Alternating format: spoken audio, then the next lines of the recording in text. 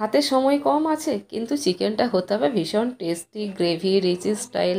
দেখলেই যেন মনে হয় যে বাটার চিকেন বা কোনো বড় রেস্টুরেন্টের। তাহলে বাড়িতেই কিন্তু 15 থেকে 20 মিনিটের মধ্যে এই চিকেনটা বানিয়ে নিতে পারে। চলো কীভাবে বানায় দেখে নেওয়া যাক। তো আমি দেবযানী, দেবযানীর দুনিয়ায় তোমাদের সবাইকে স্বাগত।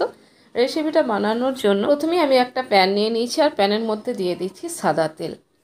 তারপর ওই তেলের মধ্যে আমি অ্যাড করে দিচ্ছি কুচনো পেঁয়াজ। পেঁয়াজের পরিমাণটা একটু বেশি যাবে।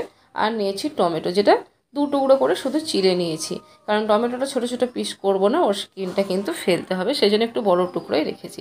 আর পেঁয়াজগুলোও কিন্তু খুব যে ফাইন কুচো করেছি তা নয়, একটু বড় বড়ই রেখেছি, কারণ পেঁয়াজটাও কিন্তু পেস্ট বানানো হবে। তো দেখো পেঁয়াজটা দেওয়ার পর টমেটোগুলো ঠিক আমি এইভাবে দিয়ে দিলাম। তারপর এর মধ্যে অ্যাড করছি আদা আর রসুন। এখানে রসুনের কোয়া বড় বড় কোয়া নিয়েছি প্রায় 12 থেকে 14টা, আর আদা নিয়েছি 2 থেকে 2.5 ইঞ্চি মতো। আর এর মধ্যে অ্যাড করে দিচ্ছি চারমগজ আর কাজু। 10 থেকে 15 গ্রাম মতো নিয়েছি চারমগজ, আর কাজু নিয়েছি 10 থেকে 12টা। এবার চাপা দিয়ে দিলাম। মিডিয়াম টু লো ফ্লেমে আমি এটা রান্না করব। আর হ্যাঁ, আরেকটা জিনিস আমি যেটা অ্যাড করতে ভুলে গেছিলাম, সেটা হচ্ছে গোলমরিচ আর 2টো শুকনো লঙ্কা, যেটা আমি পরে অ্যাড করলাম। এবার দেখো সমস্ত উপকরণগুলো একবার নাড়াচাড়া দিয়ে আর এটাকে আমি চাপা দিয়ে হতে দেবো, যতক্ষণ না কিন্তু সমস্ত জিনিসগুলো নরম হয়ে যায় আর তার সাথে এই টমেটোর স্কিনটাও উঠে না আসে। মোটামুটি 3 থেকে 4 মিনিট মতো আমি ঢেকে রান্না করেছি। মাঝে মাঝে অবশ্যই একবার করে আমি নাড়াচাড়া দিয়েছি। আর দেখো সমস্ত জিনিসই নরম হয়ে গেছে, টমেটোর স্কিনটাও কিন্তু উঠে আসছে। আমি একটা কাবাব স্টিক নিয়ে আর এইভাবে কিন্তু এই যে টমেটোর খোসাটা বা স্কিনটা, সেটা কিন্তু ফেলে দিচ্ছি। সমস্ত টমেটোর স্কিনগুলো আমি এইভাবে তুলে নিচ্ছি। সব টমেটো স্কিনগুলি কিন্তু ফেলে দিয়েছি। এবার এটার কিন্তু পেস্ট বানাবো, তবে তার আগে ঠান্ডা করে নিতে হবে। তাই কিন্তু এটাকে আমি তুলে নিচ্ছি একটা জায়গার মধ্যে, ঠান্ডা করে এটার পেস্ট বানাবো। আর যতটা সম্ভব তেলটা কিন্তু ছেঁকে তুলছি। তুলে নিয়েছি। এবার কড়াইয়ে যে তেলটা আছে, এই তেলের মধ্যে আরও কিছুটা তেল অ্যাড করলাম। এবার এর মধ্যে আমি ফোড়নে দেব গোটা গরম মশলা। কী কী নিয়েছি দেখো, বড় এলাচ একটা, ছোট এলাচ 2টো, 4-5টা লবঙ্গ, 2টো তেজপাতা, একটু গোটা জিরা আর 1 টুকরো দারচিনি। এবার ফোড়নটা বেশ সুগন্ধ বের হয়ে গেলে এর মধ্যে আমি অ্যাড করব চিকেনটা, যে চিকেনটা কিন্তু আগে থেকেই আমি ভিনেগার আর নুন জলে 5 মিনিট ভিজিয়ে রেখে পরিষ্কার করে ধুয়ে নিয়েছি। আর এখানে চিকেনের পরিমাণ আছে 500 গ্রাম। আর এই রেসিপিটা এমনই হয় যে কম চিকেন থাকলেও কিন্তু অনেকগুলো মানুষকে পরিবেশন করা যেতে পারে।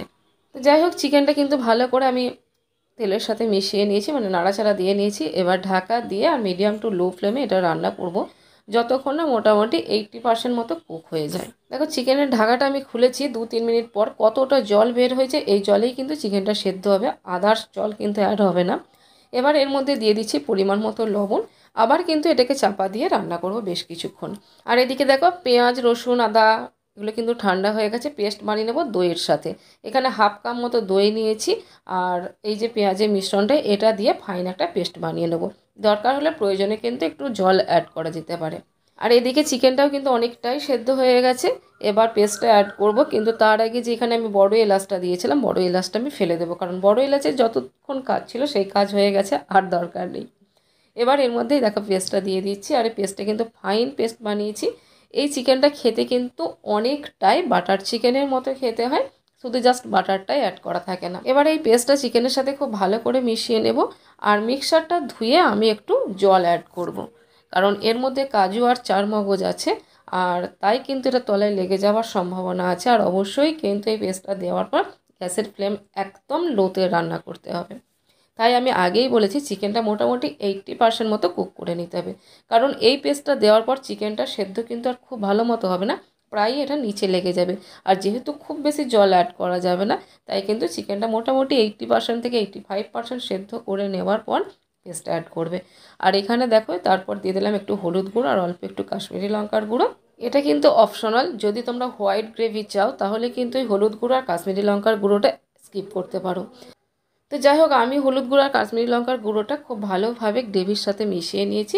এবার গ্যাসের ফ্লেম একদম লোতে রেখে ঢাকা দিয়ে 5-7 মিনিট রান্না করলেই কিন্তু এই চিকেনটা কিন্তু পুরোপুরি রেডি হয়ে যাবে। চাপা দিয়ে দিলাম, মাঝে মাঝে অবশ্যই কিন্তু একবার করে নেড়ে দিতে হবে, নাহলে কিন্তু নিচে লেগে যাবে। আর দেখো 5-7 মিনিট পর আমি ফিরে এলাম, কালারটা দেখতে পাচ্ছ খুব সুন্দর লাগছে দেখতে কিন্তু। এবার একটু নাড়াচাড়া দিয়ে ওপর থেকে একটু কসুরি মেথি আমি অ্যাড করব, যেটা কিন্তু আমি রোস্ট করে নিয়েছি, হাতে করে একটু ক্রাশ করে নিলাম। এবার এই মেথি পাতাটা আমি এখানে অ্যাড করে দিচ্ছি। এবার ভালো করে মিশিয়ে নিয়ে আর গ্যাসের ফ্লেমটা লোতে রেখে 2 মিনিট মতো এটা ফুটিয়ে নেব, তাহলেই কিন্তু এই চিকেনটা পুরোপুরি রেডি সার্ভ করার জন্য। দেখো 2 মিনিট পর তোমাদের আমি দেখাচ্ছি। দেখতে পাচ্ছ এটা কিন্তু হয়ে গেছে পুরোপুরি রেডি। গ্যাস আমি বন্ধ করে দিচ্ছি, কিছুক্ষণ স্ট্যান্ডিং টাইমে রেখে তারপর এটাকে আমি সার্ভ করব। তো আমি এটাকে সার্ভ করব লুচির সাথে। তোমরা কিন্তু এটা ফ্রায়েড রাইস, নান, পরাঠা, রুমালি রুটি, মিক্সড রাইস সবার সাথেই সার্ভ করতে পারবে। এটা কিন্তু সমস্ত রকম আইটেমের সাথে খুব ভালোভাবে যায়। তো তোমরাও একবার বাড়িতে অবশ্যই ট্রাই করো, আর ভালো লাগলে অবশ্যই লাইক, কমেন্ট, শেয়ার আর সাবস্ক্রাইব করতে ভুলো না। ফেসবুক থেকে দেখে থাকলে অবশ্যই পেজটাকে ফলো করে দিও। তো বন্ধুরা, আজকের মতো বিদায় নিচ্ছি, আবার দেখা হবে নেক্সট রেসিপিতে। ততক্ষণের জন্য সবাই ভালো থেকো, সুস্থ থেকো, সাবধানে থেকো। টাটা।